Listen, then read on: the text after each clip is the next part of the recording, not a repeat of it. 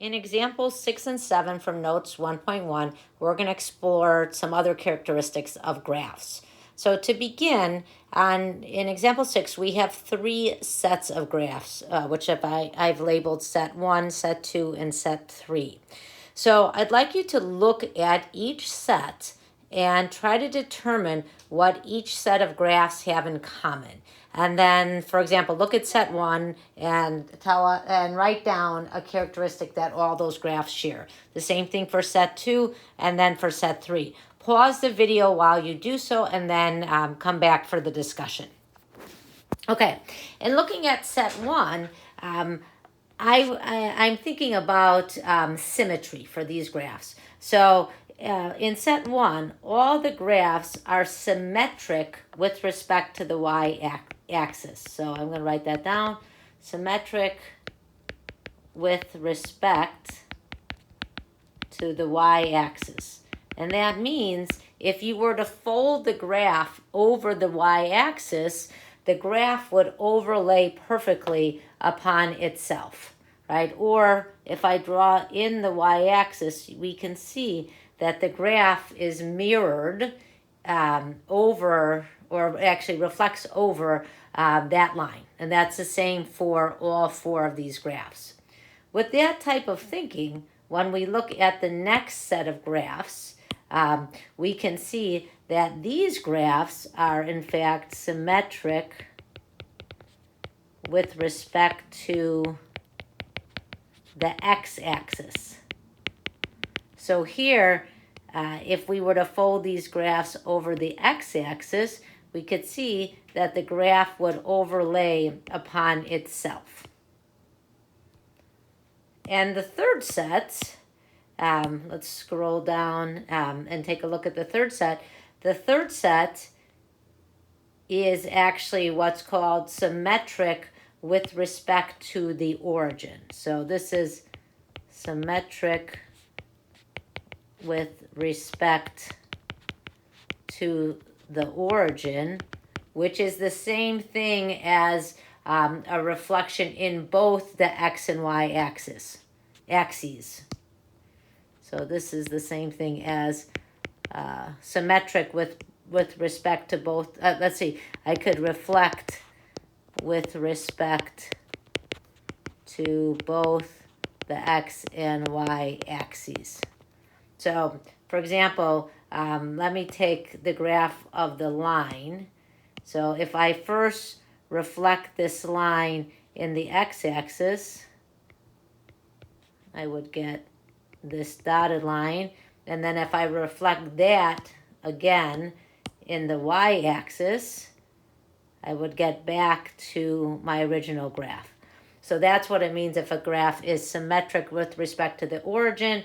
The other way to think about it is it's a reflection of itself over the origin. So like if you look at this second graph here, if you reflect each of these branches over the origin, they would overlay upon them. The graph will overlay upon itself. Instead of saying symmetric with respect to the y-axis, we could say y-axis symmetry. That's another way to say the same thing. It's a little shorter.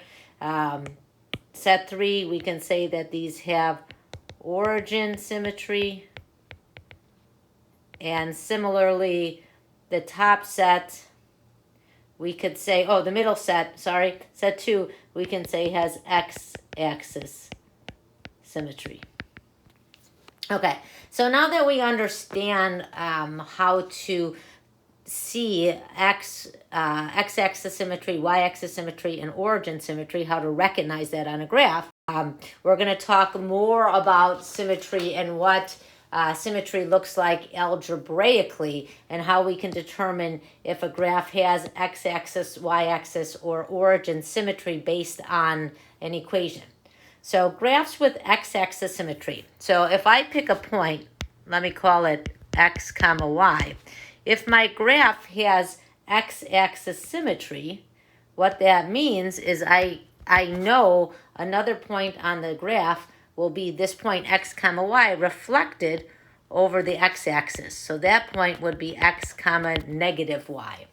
So Graphs with x-axis symmetry are those that are mirrored in the x-axis.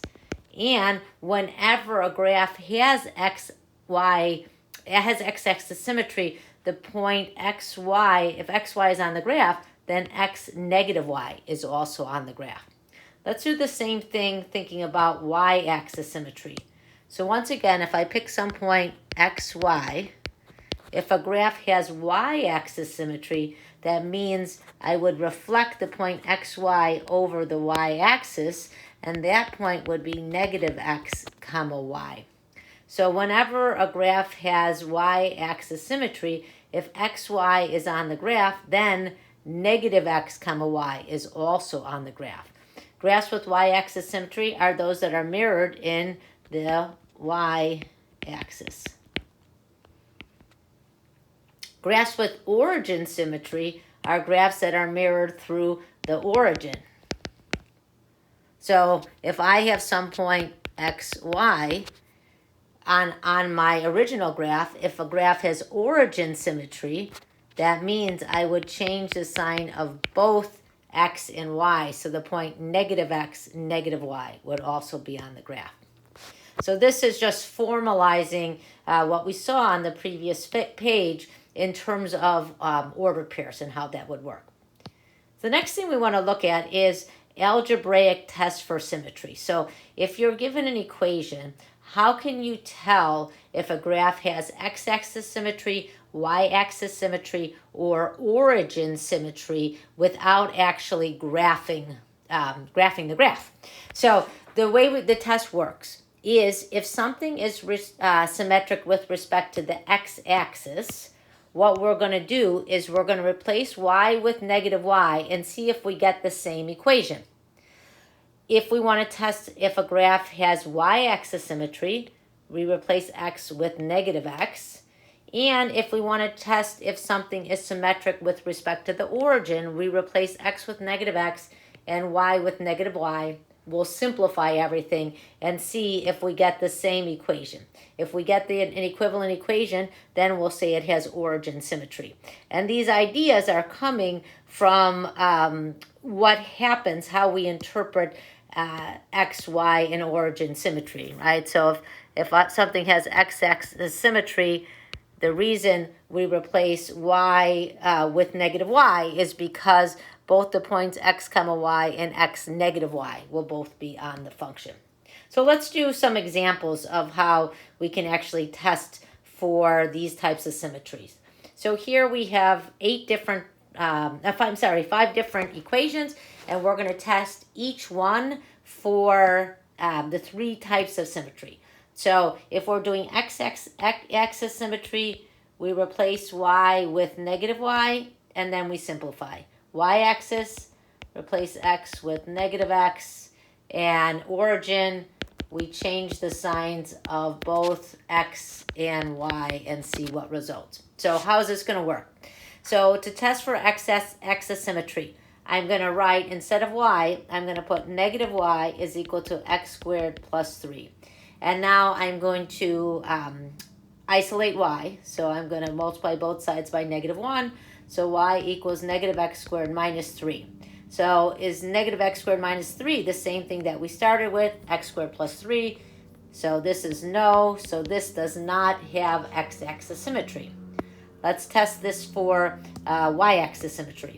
So what we're going to do here is we're going to replace x with negative x and then simplify.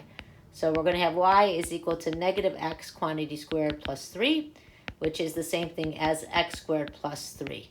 So that's exactly what we started with. So in this case, we're going to say that yes, this graph has y-axis symmetry. For origin symmetry, we're going to replace both x with negative x and y with negative y. So we're going to have negative y is equal to the quantity negative x squared plus 3. That simplifies to x squared plus 3 is negative y. And then if we isolate y, we get y is equal to negative x squared minus 3, which is not what we started with. We started with x squared plus 3. So this graph does not have origin symmetry. Okay, let's go on to the next equation. So I have y equals x cubed. test for x-axis symmetry, replace y with negative y. So negative y is equal to x cubed, or y equals to negative x cubed. That's not what we started with, so no, this does not have x-axis symmetry. Let's check for y-axis symmetry. Replace x with negative x. So we're going to have y is equal to negative x cubed, which is equal to the opposite of x cubed. And that is not what we started with, so no, this does not have y-axis symmetry. In origin symmetry, we're going to replace x and y with negative x and negative y respectively. So we're going to have negative y equals negative x quantity cubed. So negative y is equal to negative x cubed. So that means y equals x cubed. That's what we started with. So yes, y equals x cubed has origin symmetry. Okay, let's do the next example.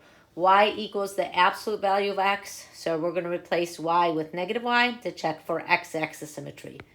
So negative y is equal to the absolute value of x, which is not what we started with. Because I could isolate y, I'd have y equals the opposite of the absolute value of x.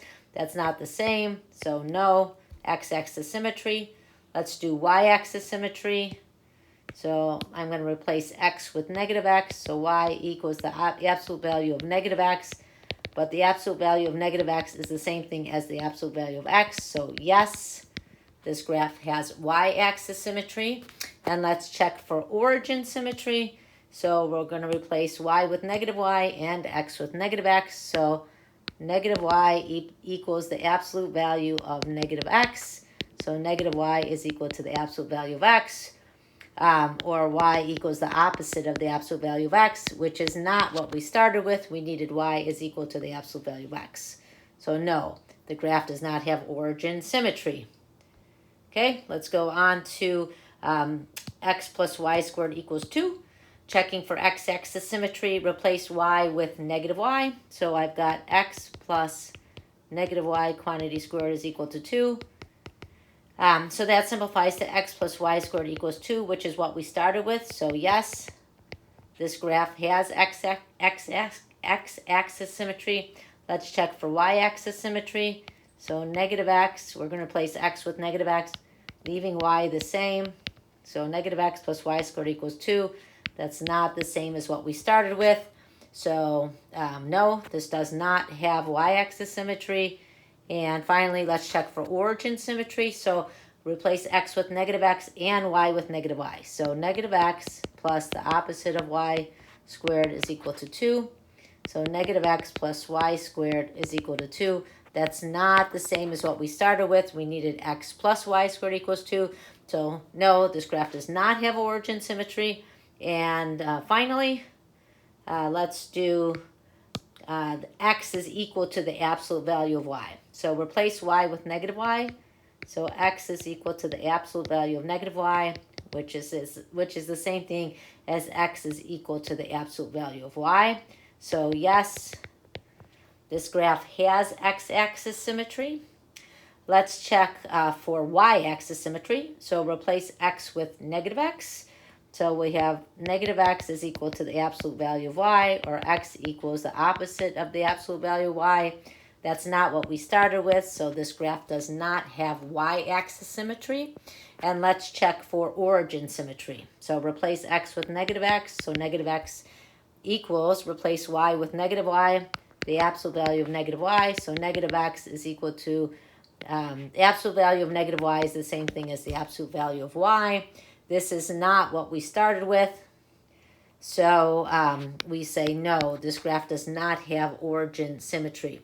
And the idea here with these tests is if you are graphing, then you can check symmetry, see if a graph has x-axis, y-axis, or origin symmetry.